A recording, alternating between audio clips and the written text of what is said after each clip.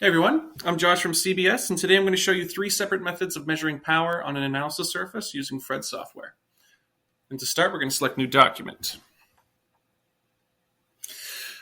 We're then going to right-click on Optical Sources, mouse over Create New Source Primitive, and we're going to select Point Source Incoherent.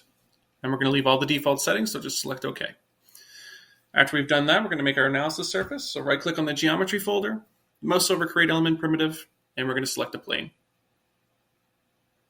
From here, we're going to increase the X and Y semi-apertures to be 2 and apply a shift of 5 along the Z-axis.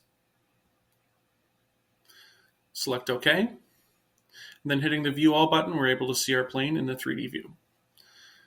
After that, we're going to right-click on Analysis Surface,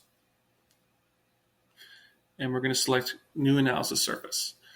We're going to uncheck Auto Size Data and make our min-max to be from -2 to 2, and we're going to select OK.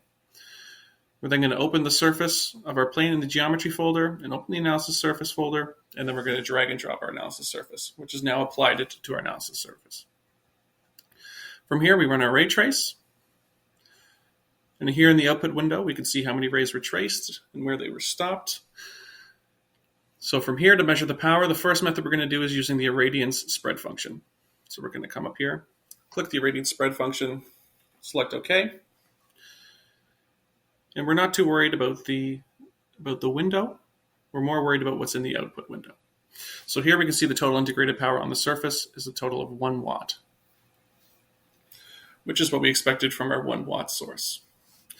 Okay, so an alternative method is to use the ray summary. So we're going to go to Analysis, and we're going to click Ray Summary, move down and select OK. And here we can see the total incoherent power on our plane surface, again, of 1 watt.